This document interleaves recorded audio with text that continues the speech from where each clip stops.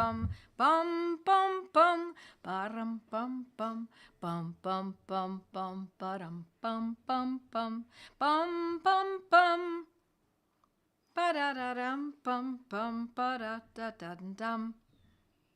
Bum bum bum bum bum bum bum bum bum bum bum bum bum ba-dum bum bum bum bum bum bum ba-da-da-dum bum bum ba-da-da-da-dum da da da da da da da da da ba-da-da-da-dum ba-da-da-da da da da da da bum ba-da-dum da da da da da da da da da ba da da da da ba da da da da da da da da da.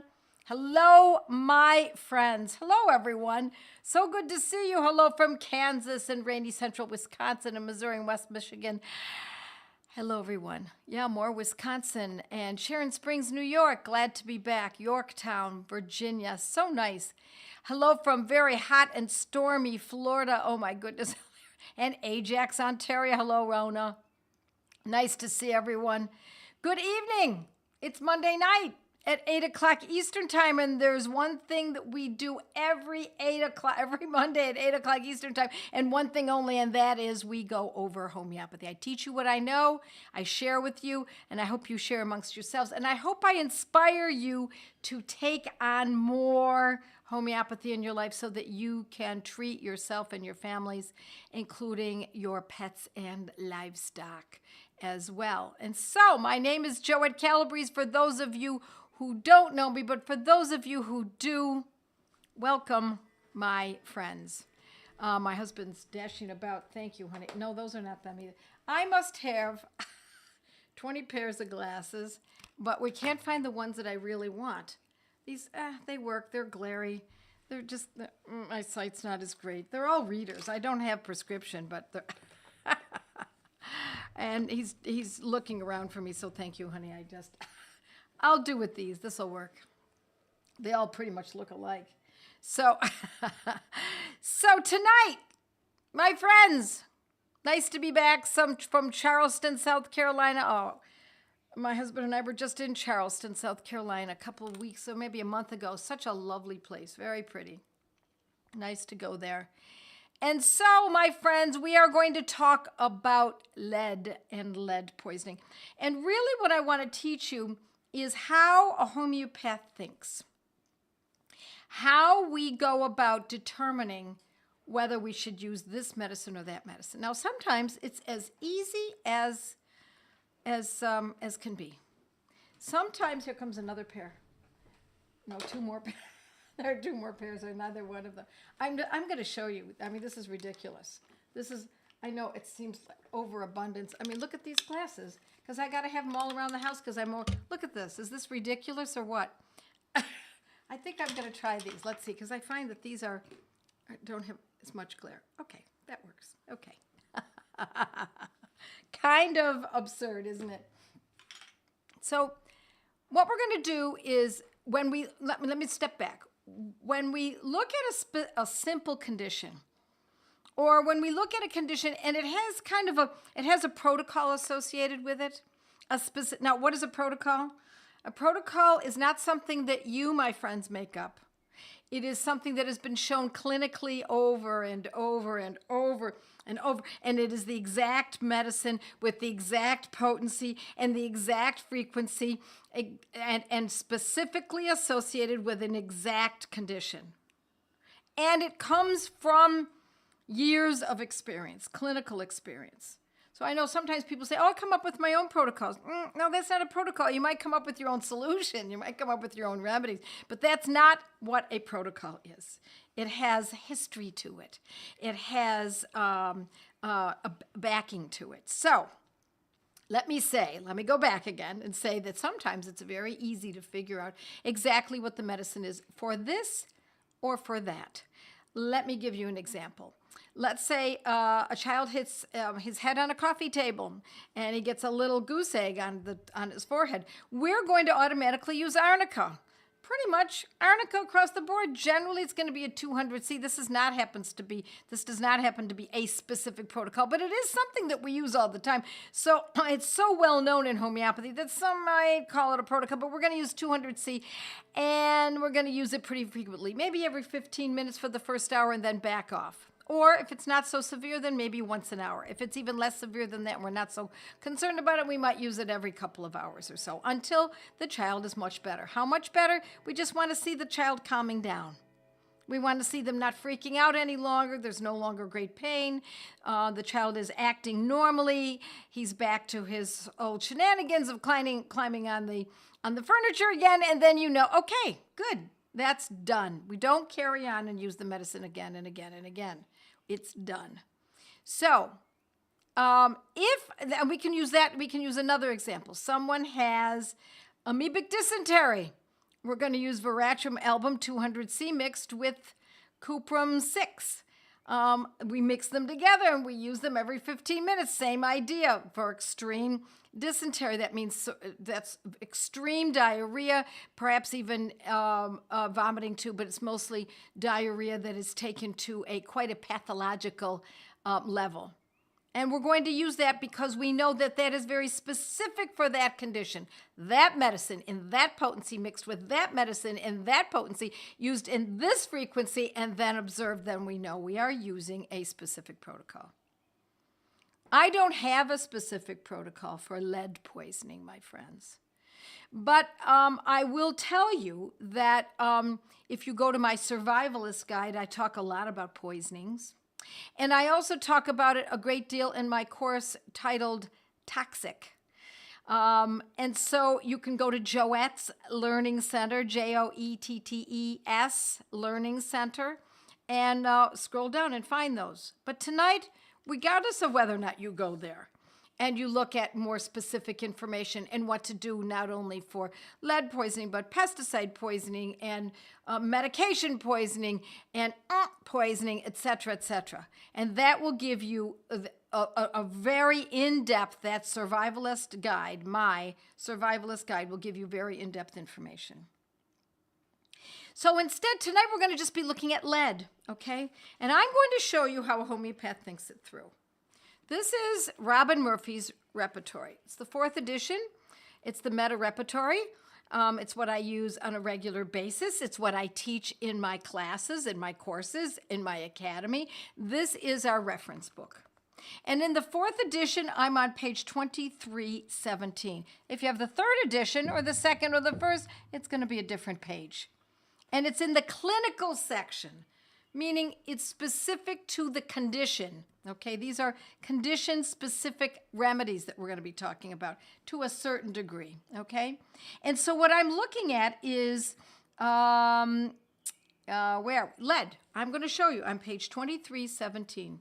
I'm going to hold it up so that you can see that right here where my index finger is, right there, is lead. Ailments from lead. That's what it's called. Ailments from lead. What's another way of saying that? We could say lead poisoning, because lead is a poison. So it's not just sort of a light touch of lead. Lead is poisonous enough that if there are ailments, then we have to consider it a poisoning of sorts. Isn't that right? Yes. Yes, indeedy. And the remedies that show up there, you would think if you were new to homeopathy, you would say to yourself, well, why not just use homeopathic lead, which is called plumbum. But we don't necessarily do that in homeopathy. Can we do that? Can we use the exact medicine made from that toxin? Because as you remember, my friends, homeopathy is often, not always, is often made from toxins. That's one of our best choices because it's so dilute and then succussed and diluted again and succussed. It's so diluted that the aspect of the toxicity is brought down and down with each of the dilutions, and what comes to the fore is the curative aspect. So if we were to use lead, homeopathic lead, for lead poisoning, plumbum, which is what because we don't use English words for our homeopathic medicines generally. There are a couple of them, but maybe more than a couple. There are a few of them, but most of them are Latin. We're going to use the Latin term plumbum metallicum. Then we're going to say that indeed it is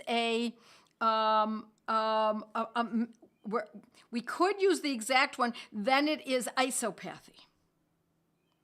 Now, I prefer, if we can, to start with homeopathy. Means a similar pathology, not an exact pathology.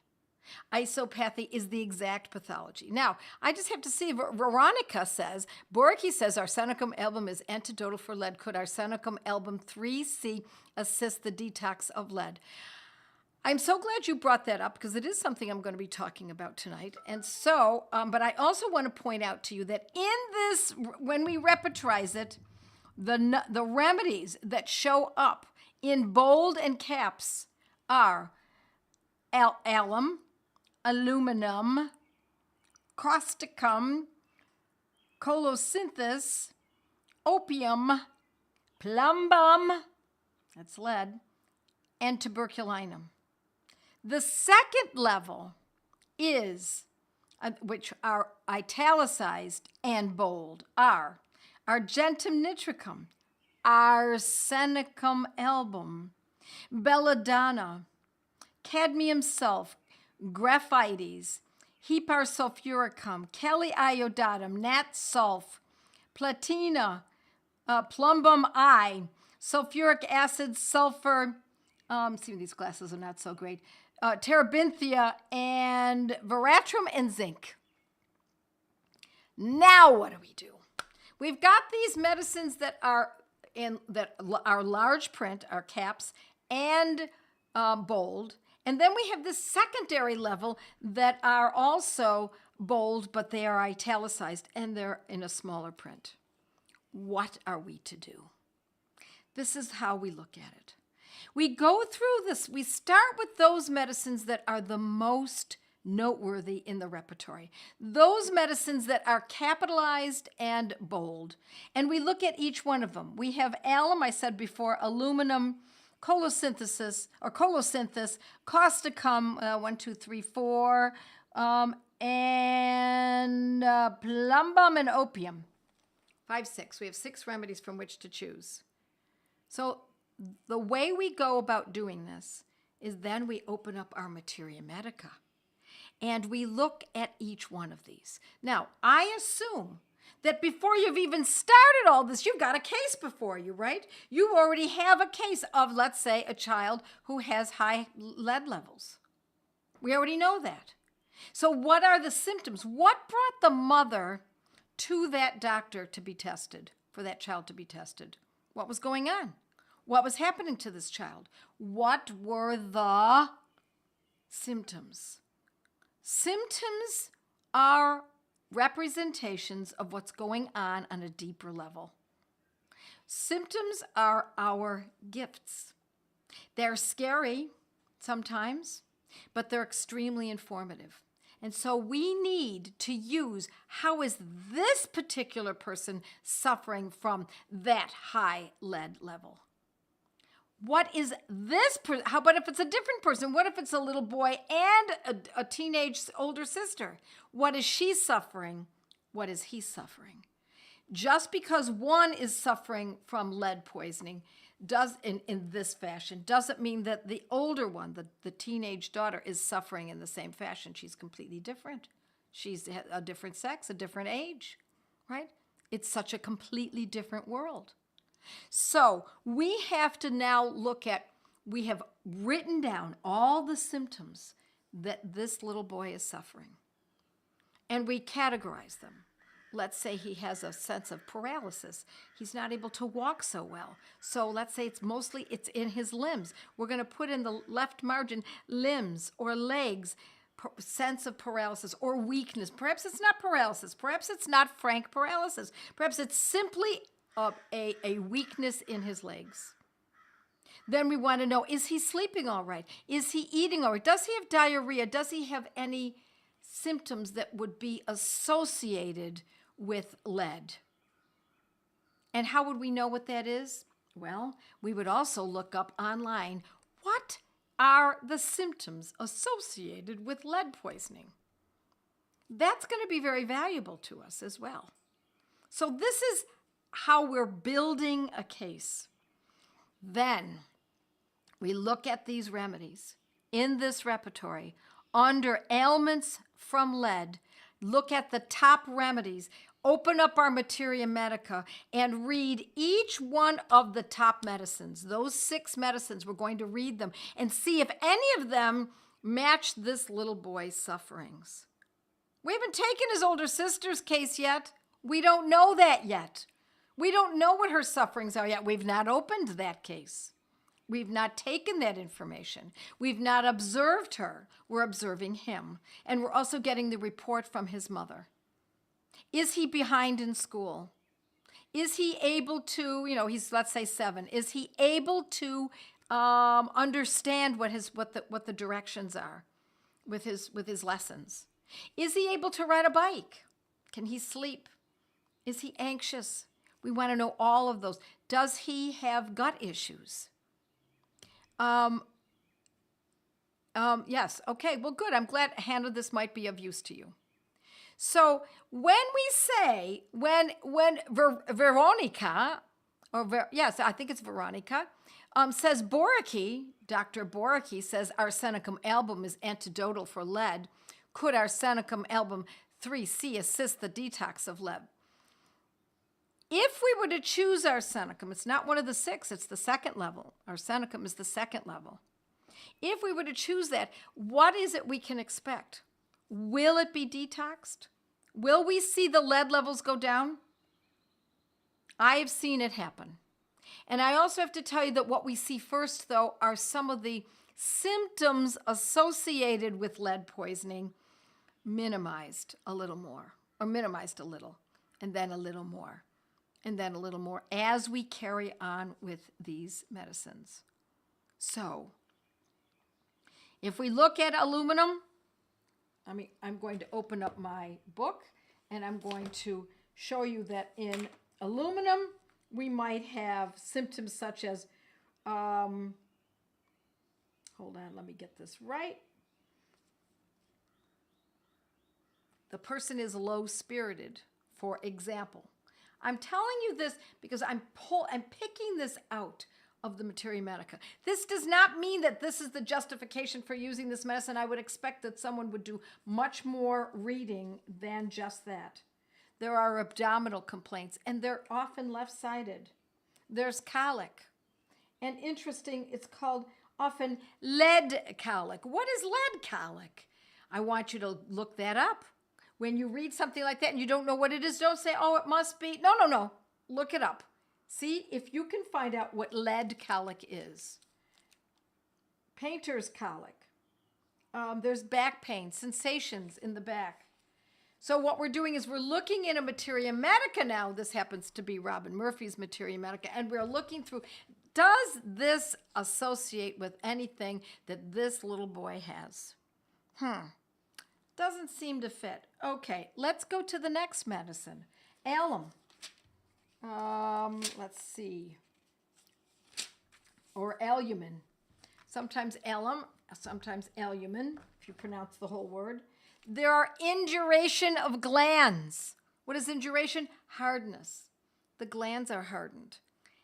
Oh my gosh, this little boy has hardened glands. Let's consider that. Cancer, let's see, induration of glands, paralytic, weakness. He's got weakness in his legs. He can't ride a bike. He used to be able to pedal his bike, but he can no longer do that. So now we're thinking, could this be alumin? Could it be? And then we also have sense of constriction. And he might say, it feels tight. Don't expect, my friends, for your family or anyone whose case you're taking to give you the words that are written in these books. Feels tight is the same as a sense of constriction when it comes to a child describing it. If it were an adult and they said it feels tight, something feels tight, my muscles feel tight. You might say, yeah, constriction? Yes, that's it, they might say. now we're going to go through all of the material, all of that remedy. We're going to read it inside and out. Why are we going to be so thorough? Why would we need to be as thorough as read each medicine, see if it fits? Not everything in the Materia Medica is going to fit. It's impossible. It can't be. When we see, if someone fit every symptom picture in each one of these medicines, they'd be dead. I mean, really, this is a consolidation. Each of these medicines are a consolidation of many people who have reported. Many people, thousands, tens of, maybe even hundreds of thousands, because we're talking about a consolidation of medicines over the past 230 years that have been organized and put together in a Materia Medica.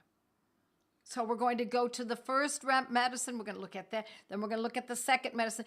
Does this child fit this? Is the preponderance of this case found more likely in this medicine or in that medicine? Now, I love that Veronica wrote that Boracay, Dr. Boracay, says arsenicum album is antidotal for lead. Why do I love that? In spite of the fact that here it is in the repertory. Here it is in the repertory under lead. We've got these medicines. Arsenicum album is in there.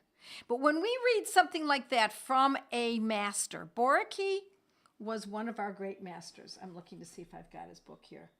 Well, this is Fatak. Boracay's over here somewhere. I've got a lot of books here. And I do use Dr. Boracay's Materia Medica frequently. When we see something like that, then we prick up our ears and we say, even in spite of the fact that in this repertory we have so many medicines that could deal with the lead poisoning, ailments from lead, and we've got his opinion that is so strong like that, that's a pretty strong opinion, then I would also consider arsenicum album comes to the fore a little bit more fully. In spite of the fact that arsenicum album in the repertory is a second level medicine, not a primary level. Boracay says arsenicum album is antidotal for lead. Yes. So Veronica's question is, could arsenicum album 3 assist the detox of lead? Back to the question of, we're using the symptoms. We should see the symptoms starting to abate slowly over a period of time. Sometimes it's only days, but often it's weeks, perhaps even a couple of months. And the only way we're going to know this, my friends, is if you write it down. You must write this down. Must. What I mean by what's written down? This little boy's symptoms. You must not only write them down, but you must assign a value to them. How difficult is it for him to ride his bike? Now, he's not going to be able to tell you that, but you're going to watch him. You're going to watch as he gets out of bed and if he has weakness in his legs when he gets out of bed or when he can't go up the stairs so well. And you assign a number to that. As the observer, you're going to assign a number and say, you know, it's only minimal. It's not a lot. So maybe it's a 3, but if it's pretty severe, I want you to, on a scale of 1 to 10, I want you to assign a number to it because you're going to compare that number today to that condition in 2 months from now. That's your job. You must get what you've written today and then on top of it, look down through a transparency of what's happening now, 2 months from now, in the middle of the summer. Look down through it and compare that transparency to what you wrote in June 3rd. And if you see a shift in that, you see a slight improvement. Doesn't have to be a grand improvement, my friends. When I've worked with children who have lead poisoning, what I see is over a period of time. And your expectations are key, absolutely key. Don't expect this medicine to work like that, like when you give that child a remedy for an ear infection and it's gone in 3 hours. I'm not going to tell you that it can't happen that way, but when we have a chronic condition, it can take a great deal, much longer time. It can take weeks, months, many months even sometimes. But just be prepared to watch and observe for those little shifts. So, back to Veronica's question. Boricke says arsenicum album is antidotal for lead. Could arsenicum album 3C assist the detox of lead? That's exactly what these medicines are intended to do, to detox. Because how else can the medicine act if it's not detoxing? Do you understand what I'm saying? Homeopathy doesn't cover up symptoms to still allow this lead problem to be still stewing in that child's body. No, the symptoms are representative of something that is awry. We have to correct what's awry by using the symptoms. We use what is presenting to determine what is the best medicine so that we can uproot the condition. Now, is that not the most gorgeous medicine you've ever heard of? Does that not make you think that this is bigger than any other medicine you might have tried? Because in conventional medicine, the headache is removed with the Tylenol, but we haven't gotten to the problem. We've just covered it up. So if the headache that the adult is having is as a result of lead poisoning and you take Tylenol, will it assist in the detox of the lead? Absolutely not, my friends. They've never said it would. They've never led you to believe that. You have to know that drugs do not uproot conditions. And if my estimation, more often than not, they carry it further. They carry it along to a deeper state. So, let's say we choose arsenicum album. Why? Because we've gone to the materia medica. We like what Boricke said, and we note that in the repertory it's a second line.